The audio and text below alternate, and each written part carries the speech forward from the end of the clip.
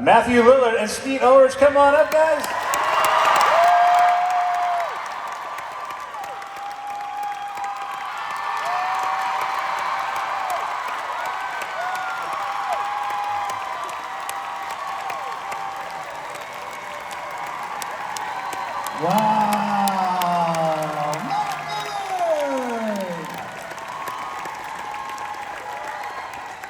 Wait.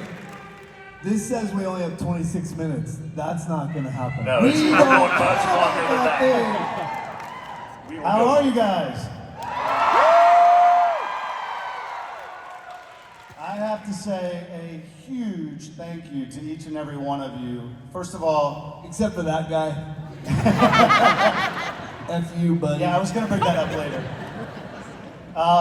It's really heartwarming to see the love that you all bring through the doors. I think people outside of all of us weirdos think this is some crazy world, and it is. But the love, the family, the gratitude we all have for each other brings me to the gratitude we have for you. You have no idea how much it means to us, to our families, to our worlds, to our careers, to every aspect of our lives that you show up here for us. And we are here to show up for you. We love you guys. We appreciate each and every one of you. We really work our hardest. Except for that guy right there. Except for that guy. We really work our hardest all weekend long to try and give you back what you give to us. So I hope you feel that. We really sincerely love you, and thank you. Thank you. Absolutely. So, if you haven't seen the Screamcast do a Q&A before, we ask Joey, our moderator, to ask the first question, and then we go to the audience. Our whole point of view on these Q&As is like, you can ask us anything. It doesn't have to just be about Scream. We like to sort of pivot away from just Scream.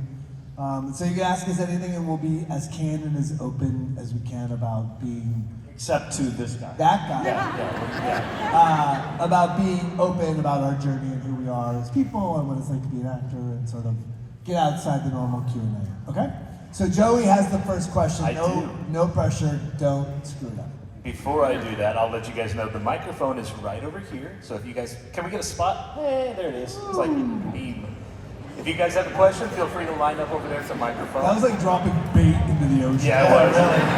Like I did that on purpose, huh? That was hilarious. Chumming. Please don't kill the children. Don't step on each other. So yes, as you guys are making your way over, we'll chat for just a second. At what point did you guys realize what a phenomenon the original film, The Scream, had become? I mean, it took a little while, to be honest. You got to remember, this was pre-social media. It was, it was pre-really understanding of what we have now in terms of, other than box office numbers. The only real marker you had was then garbage bags full of handwritten fan mail that would arrive at a manager's office or an agent's office at that time.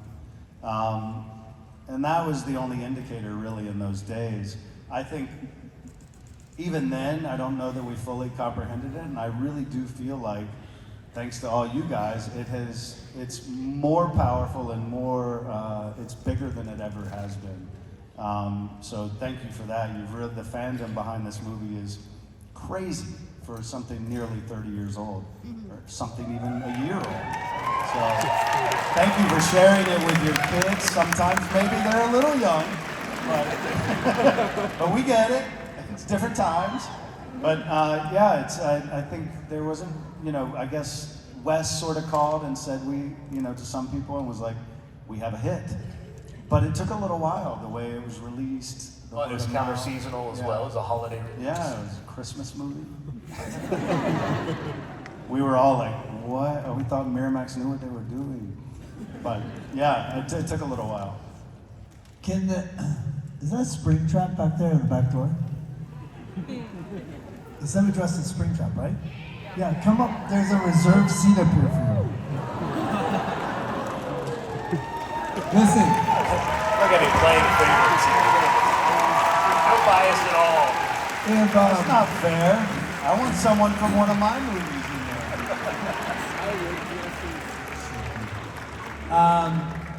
If there was a Thor back there, yes, I probably wouldn't have invited him. But there's a spring trap. And also, it's a kid who made his own cosplay. And so for that, there you go. Here, bud. No. Come on, up here. Come on here. Keep coming. Keep walking. All the way to the front. You don't get to ask the question, are you crazy? People have died in the... Come here, there's a reserve over here. Look at this guy landing a plane. How did you get this? I want that job. That's the greatest job in the world. Thanks. What's your name? Come here. Evelyn? You make that yourself? Me and my mom made it. Wow.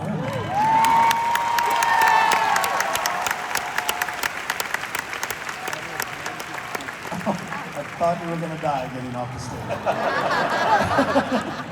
You have to be 6'4". I'm using the steps over here. Oh, there's a champ. Shit, that might be deadlier. Woo!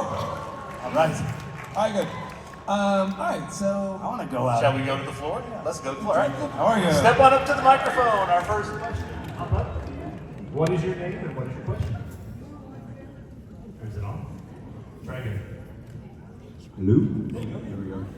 Hi. My name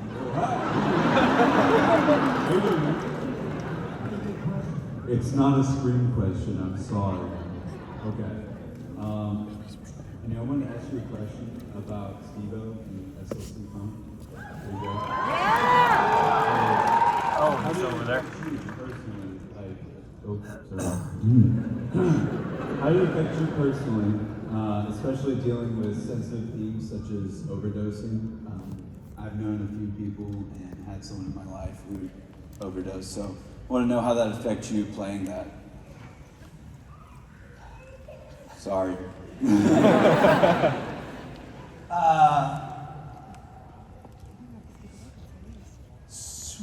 That's so...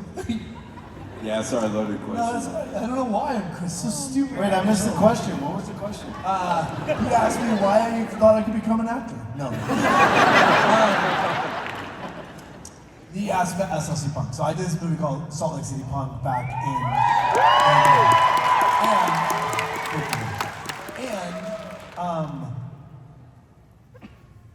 the thing about that movie, these weekends are really long. We catch people in really emotional places at our tables, and Skeet and I will hug the shit out of them, right? And we will try to make these moments special. Get out! Wait, in case you cry, I you don't can use it in our film. No.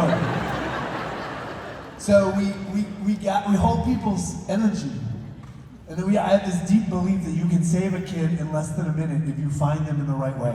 If you find a little kid struggling with drugs, or a queer kid in Kansas who isn't accepted, you can hold them and try to save a life, right? So the best thing about that movie is that I get identified by all the outsiders, and I was an outsider. So I can hug this shit out of all of them and tell them their way. That's the best part about that movie.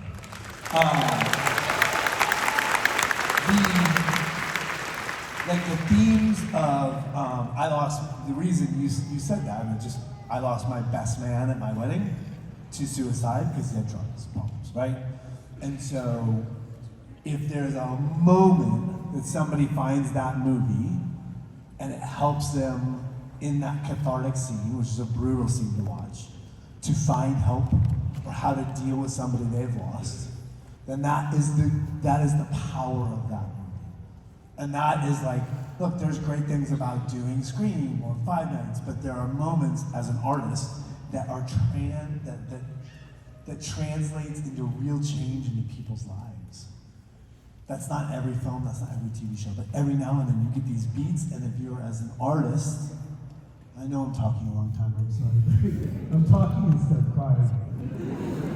As an artist, if you have the ability to translate that energy into saving somebody's life, that's as good as it gets. So your question, in all the years of doing questions, cracked me in a way that was really lovely, and I appreciate your question.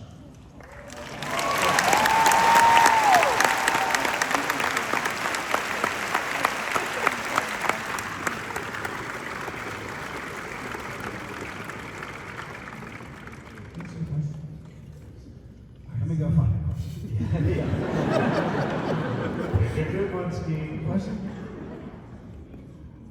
Okay. All right. You just seemed interested. What were you wrong?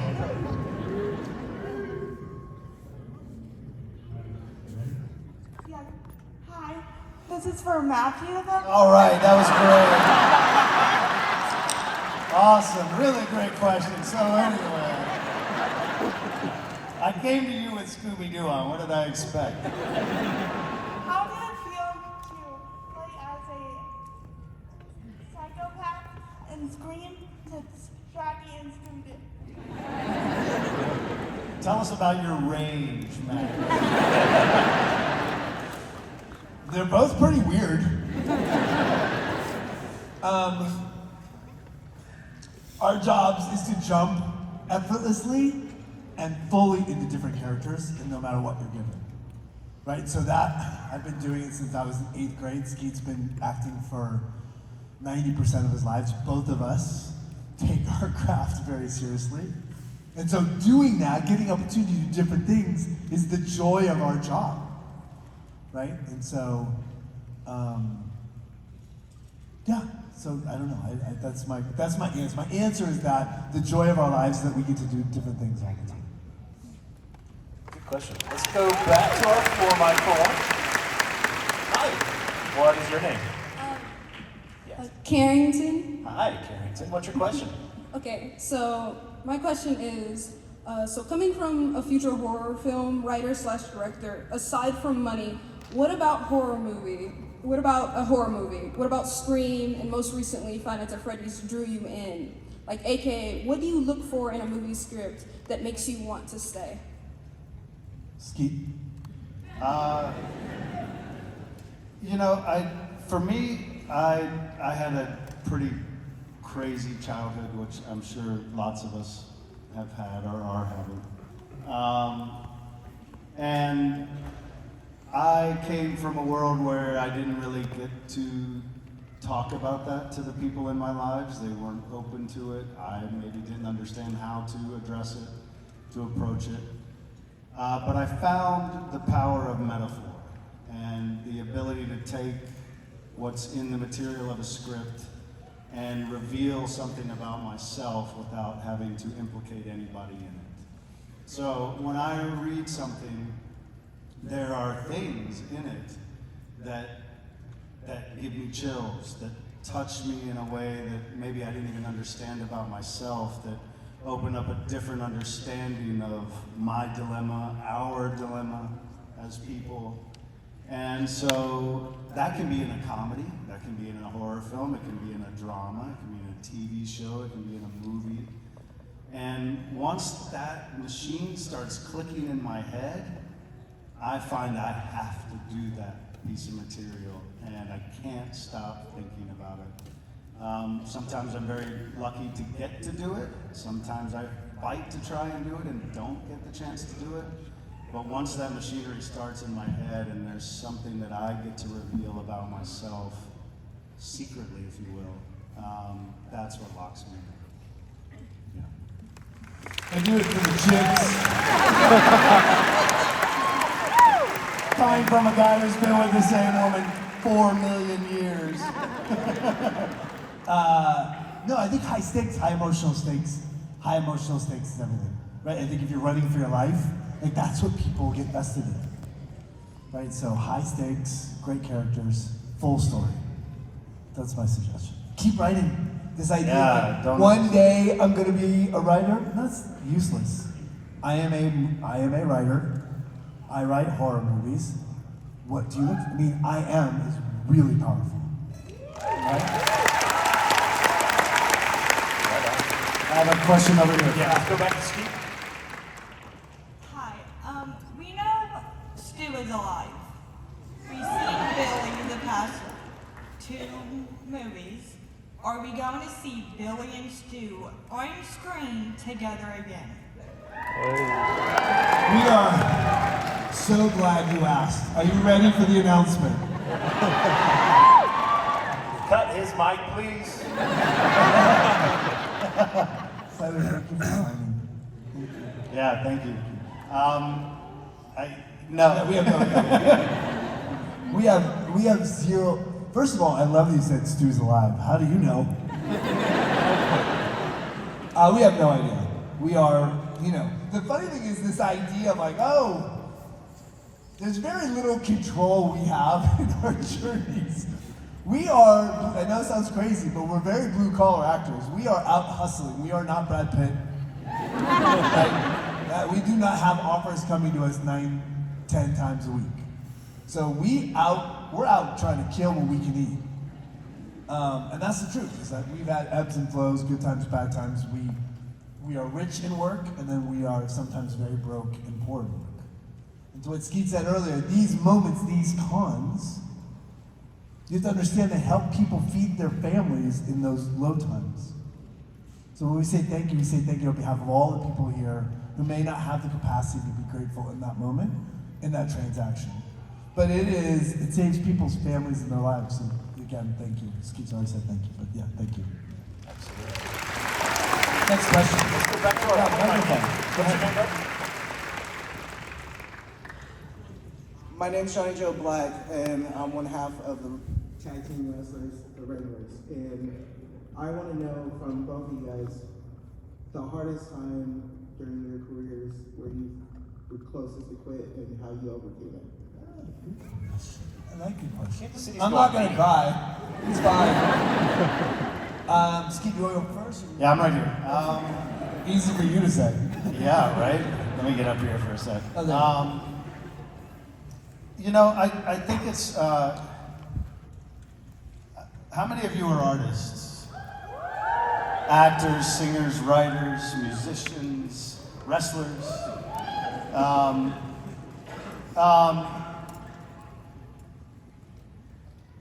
There's two aspects to being an artist. There is the art. Is that? Whoa. Hey, Mom.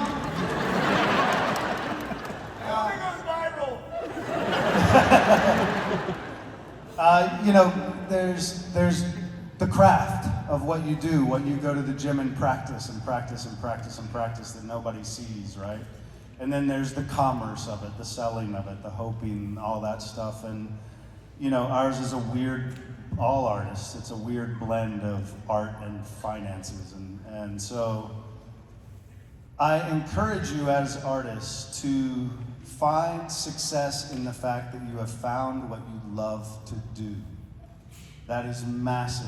That is such a huge success in your life. It will provide more happiness than you could ever imagine in doing what you love to do. When you try and mix it in with putting food on the table, stuff like that, it gets muddy.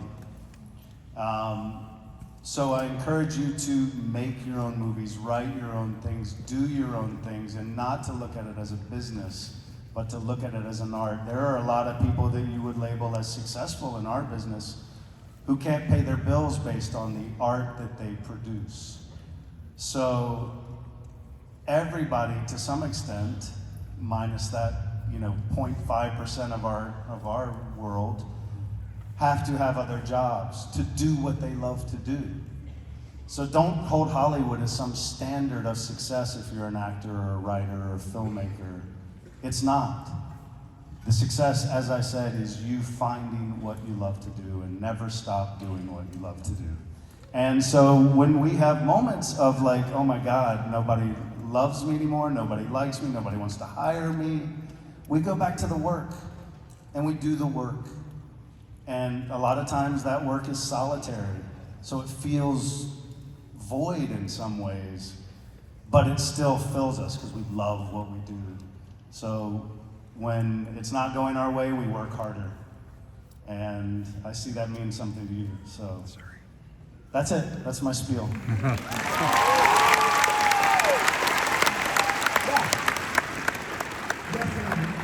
But you can't do it alone.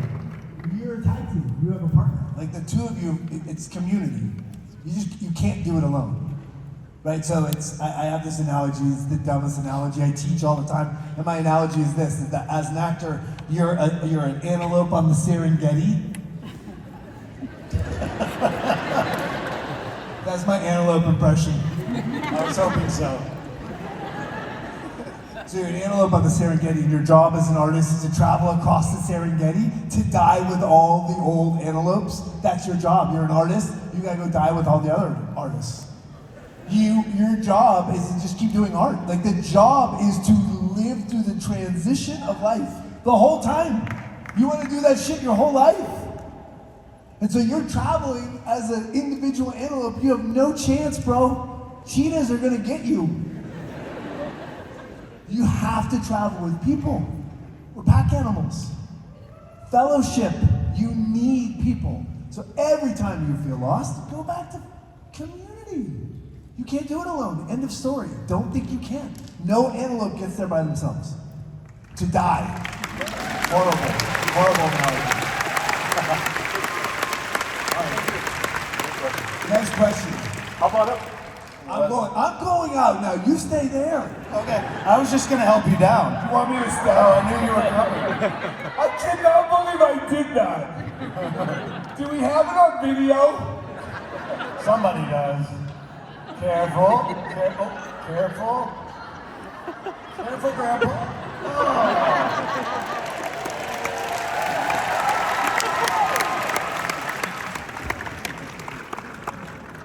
So as Matthew's finding a question, let's go back to our floor mic. What is your name here?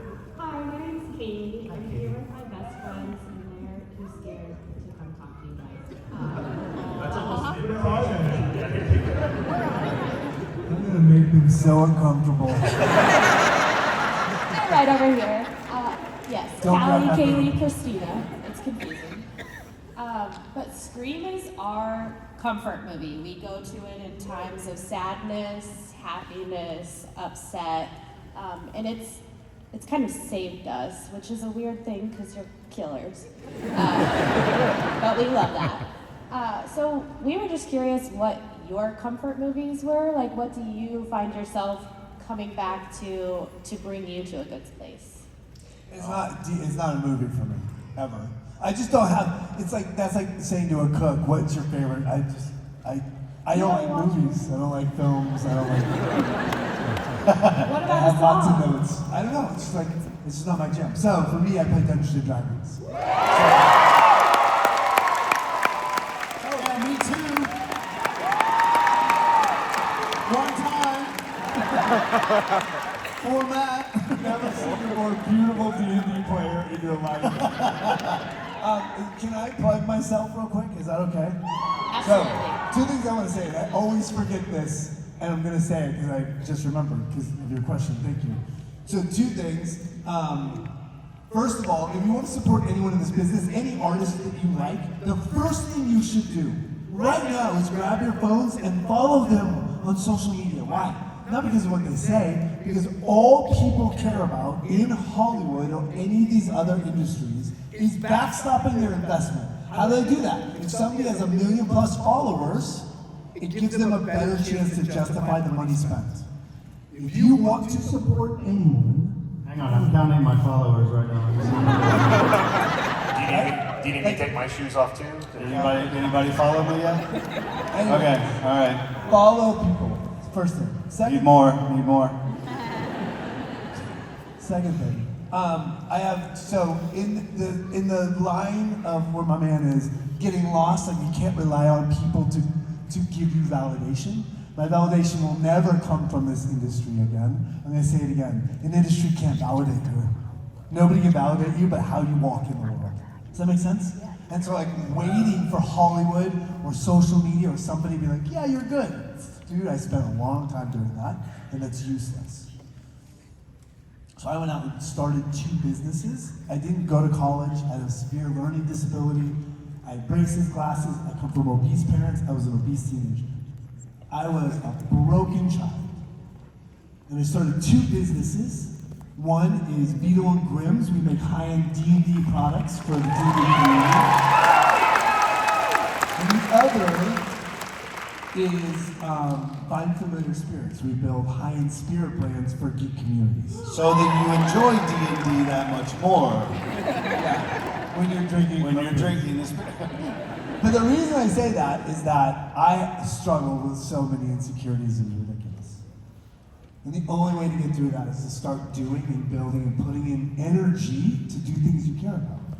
Right, which is the same thing Skeet was saying. Sorry, I keep talking too much, but I get very excited. Mine's Shawshank Redemption. Thanks, Skeet. You're welcome. Who has a question over here? -1, Matt. I don't trust you. You have purple hair. So much for his earlier speech. What's your name? Where are you from? I'm from the east side, so 30 minutes from here. Great. What's your question? So first of all, I heard but I was introduced to both of you through your more recent work. So Skeet, the first time I saw you on screen was Riverdale. The first time I saw you on screen was really 5 Nights at Freddy's. I watched Scooby with it actually. So how does it feel to be multi-generationally beloved and have a new audience every time you see on screen? Wow, great question. Yeah. Kansas City for the win, yo. You definitely found the right career. That clock can go to hell. We are never leaving. Where do you see it from there? Right in front of you. He's so cute, but so. No, but it's only. But you're over. I don't understand. I don't know. That's kind of unaddressable. I think, and I won't speak for Matt, but I just kind of do the work, like I was saying, and I think there's something about.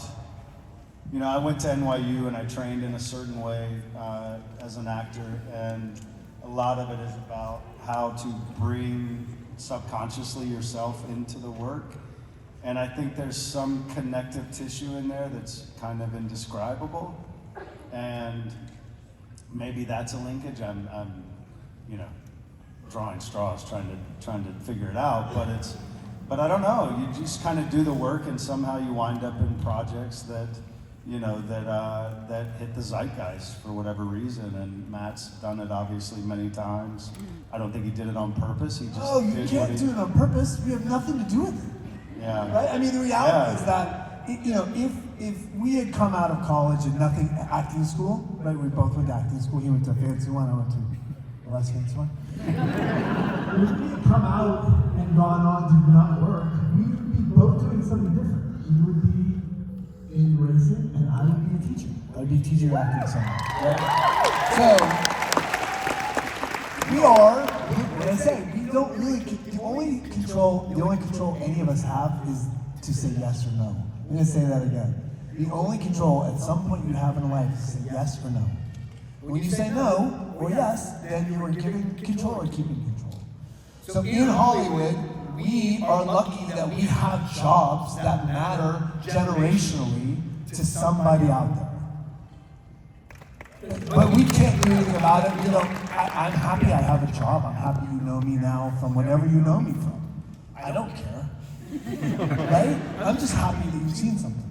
And every now and then you catch that experience from SLC Punk and you're like, oh, what I do matters. And that sometimes, you get lost when you're lost when I'm lost in the world. I'm like, dude, I feel like a fraud.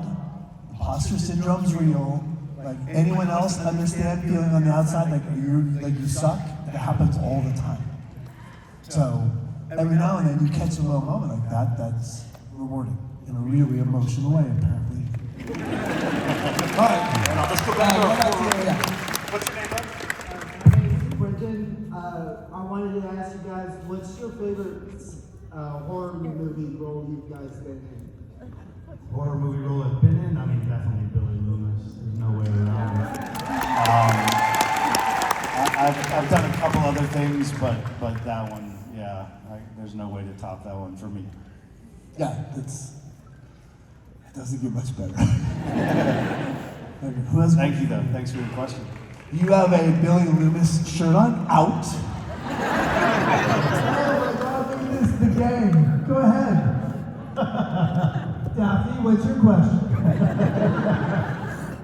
Oh, no, you have a question. Okay. Anyone? Sure. Okay.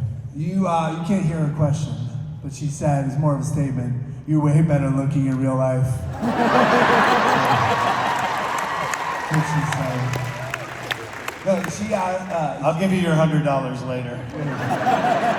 Yeah. They asked if I really like sandwiches. I don't. I hate them. I have a blood feud with sandwiches.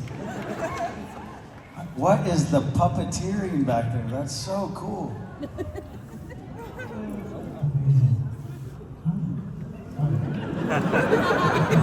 You ever made eye contact with somebody in full cosplay? You have a question? What's a question? Is it a good question? Guess we'll find out. Hi, so I'm What's your name?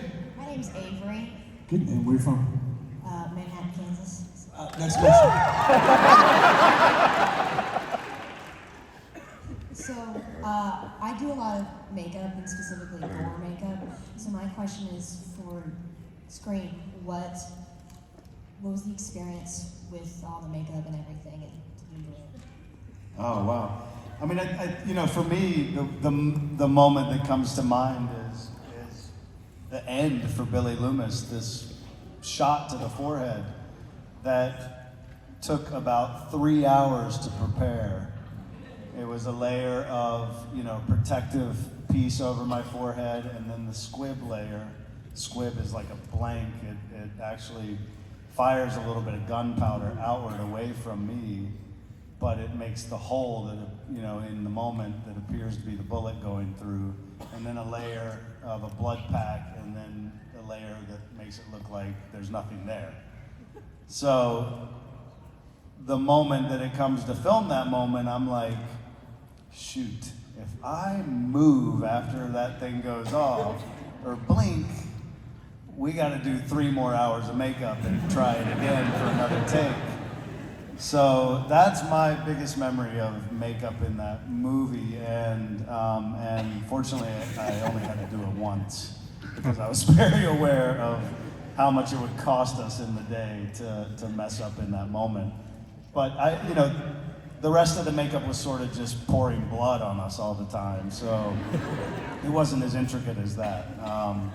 I've done some other things that were intricate makeup pieces and stuff like that, contact lenses and stuff, and I think it's truly a fascinating art, and I encourage you to go as far as you can in it because it is a blast to be any part of. I have a little story. When we were doing that last sequence, which was 2 weeks, it was 2 weeks long, and we were covered in blood, and you can't, in between takes, change the blood. And so the 3 of us, and Skeet and I, were sitting there, and we were doing this with our hands. Like this. And I went back to shoot Scream 7 last week. And to get into it, I was doing this. I'm not going to tell you if I had blood on my hands or not, but that's what all right, somebody said that this kid over here, who's an incredible young man, who did great, looking in people's eyes and having conversation. That's super impressive. What's your name? Mark, What's your question? besides the original, what's your favorite Scream movie? It's like asking, what's it like to go to your ex-girlfriend's Christmas party? I don't like any of them. 7 is my favorite. Thank you. Do you have a favorite? Do you?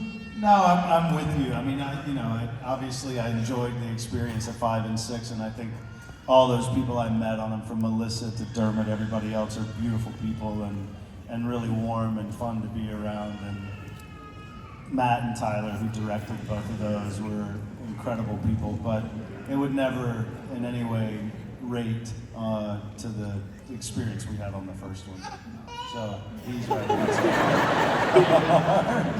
All right, Matt, I think we got time for one more. Do you want to find one more good one for us? Let's go to the floor mic then. What you got while Matt babysits? That is one of Skeet's favorite bands. Yes. What's your name? My name is Morgan. Morgan. We're doing 2 more questions. I'm not ending on one more. All right, that's fine. Can't keep us. Go ahead, Morgan. your films obviously have such an impact on everybody in this room, especially me, because Scream inspired me to be an actress myself. Yeah. That being said, what is the best thing that you guys have stole from set?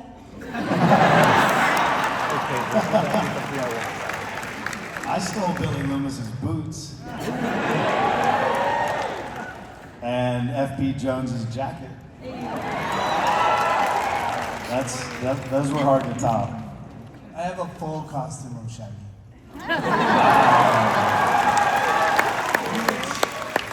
I'll wear to like a Make-A-Wish. Lots of people do Make-A-Wish and you never hear about it. I have one more question. Here she is. Come ask your question. Hi. You were great this weekend. Thank you so much. You're the last question though. Don't fuck this up. Whoa! Sorry. So sorry. Wait, were you talking to yourself or her? No. This child. Oh, okay. I apologize. That was a joke, ladies and gentlemen. Caviar. What was your favorite role to act out, and what was your favorite part to film of it? What was the last part? Your favorite part to film of that role, I think is what you said. All right, what, Skeet, what's your answer? It's hard. I kind of fall in love with each and every one of them, but because we're in Kansas City, I did shoot a movie here in 1999, I believe, for about 7 months. An Ang Lee movie called Ride with the Devil that Tobey Maguire and I made. It's a Civil War movie, and we rode horses every day for 7 months, which was a blast. So that one is pretty hard to top. But yeah, I love being back in Kansas City. It's a great town.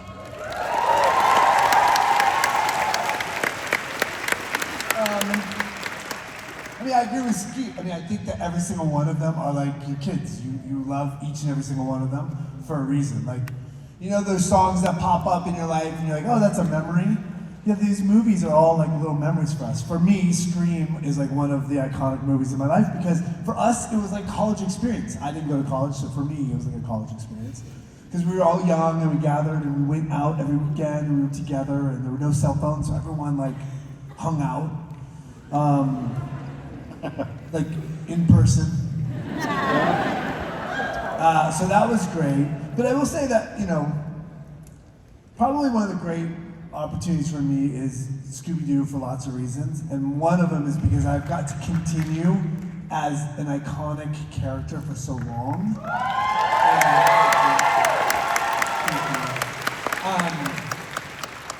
And being able to sort of make people happy easily with doing like a zoinks is like super rewarding and really grateful for that opportunity. You guys, Do the zoinks. the what? They want you to do zoinks. Well, fine.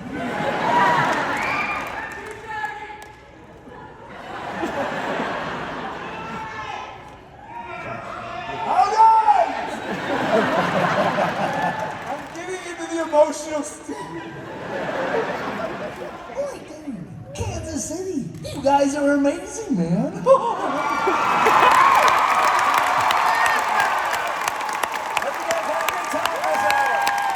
Thank you, everybody. We love you. Thank you so much. Let's have a great weekend. Get home safe. Love on each other. We're going to do a photo.